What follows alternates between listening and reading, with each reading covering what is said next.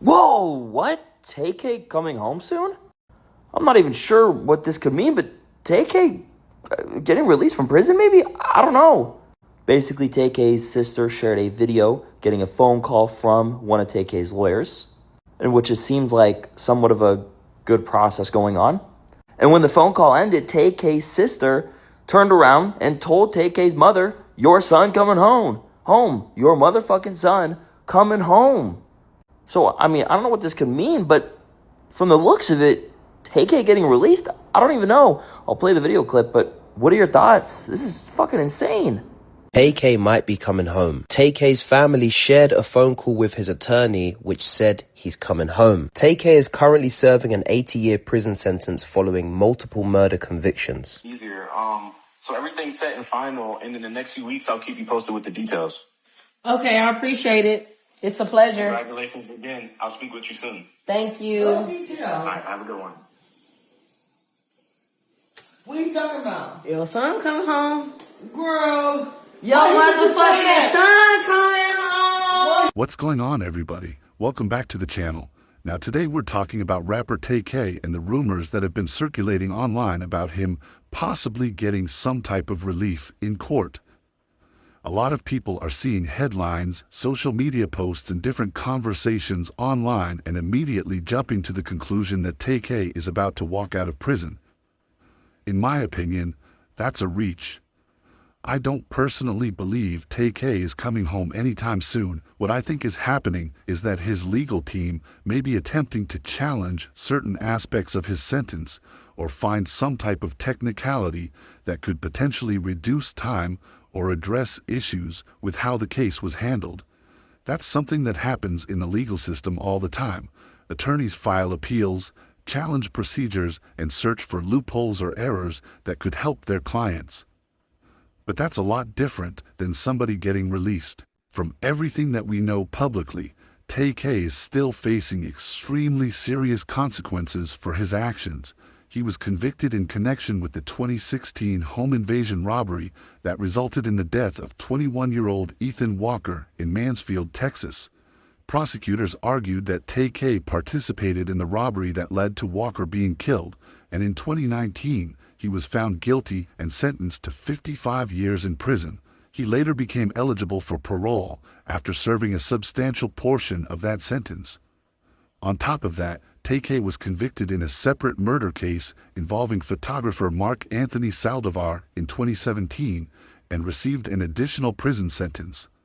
So when people start saying Tay-K is coming home soon, I think people need to slow down and really look at the facts. A lot of times social media hears one small update in a court case and turns it into something much bigger than what it actually is. The reality is that Tay-K has been convicted of very serious crimes. This isn't a situation where somebody got caught with something minor or made one mistake that landed them behind bars for a few years. We're talking about cases involving the loss of human life. And this is where my personal opinion comes into play. I believe actions have consequences. I understand that some people are fans of his music. I understand that some people grew up listening to The Race.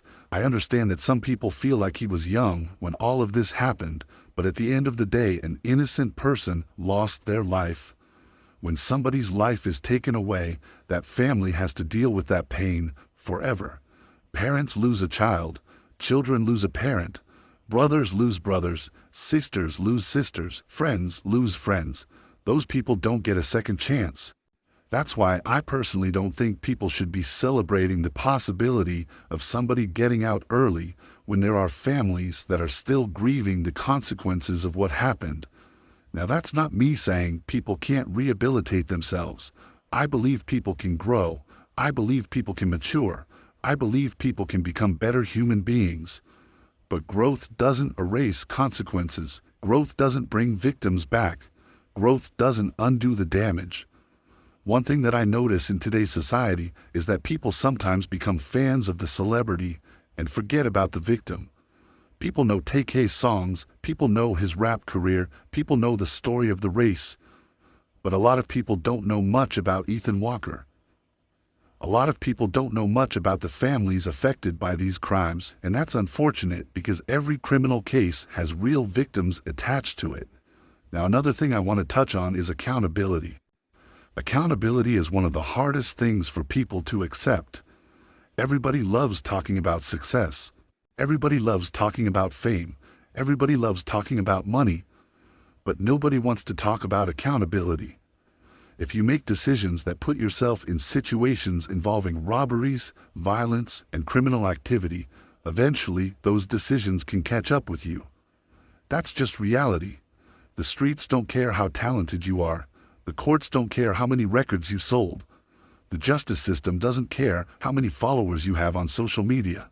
When you find yourself standing before a judge and a jury, they're looking at evidence and facts. They're not looking at your streaming numbers. And unfortunately for Tay-K, he had a music career that was taking off, but the legal problems followed him everywhere. Think about how many artists would love to have a song as successful as The Race. That song became a cultural phenomenon, millions of views, millions of streams, everybody was talking about it. But instead of building on that success, the legal issues eventually became bigger than the music.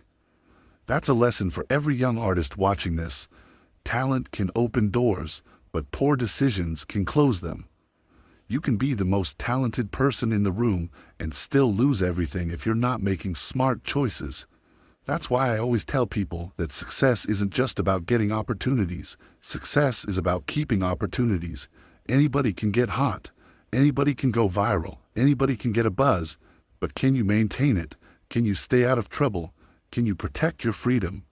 Can you make good decisions once the money starts coming in? Those are the things that separate people who have long careers from people whose careers get cut short. As far as the rumors about Tay-K potentially receiving some type of legal relief, I'm going to wait and see what actually happens in court before jumping to conclusions. Because social media has a habit of turning rumors into facts. Until something officially changes, the reality is that Tay-K remains incarcerated and still faces the consequences of convictions that stem from very serious crimes. And if you ask me, I don't see him coming home anytime soon. I think people are getting way ahead of themselves.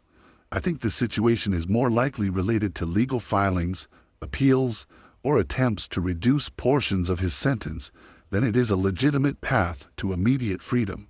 The biggest lesson in this entire situation is simple. Freedom is priceless. Once it's gone, getting it back can take decades. One bad decision can change your life forever and can permanently change the lives of innocent people around you.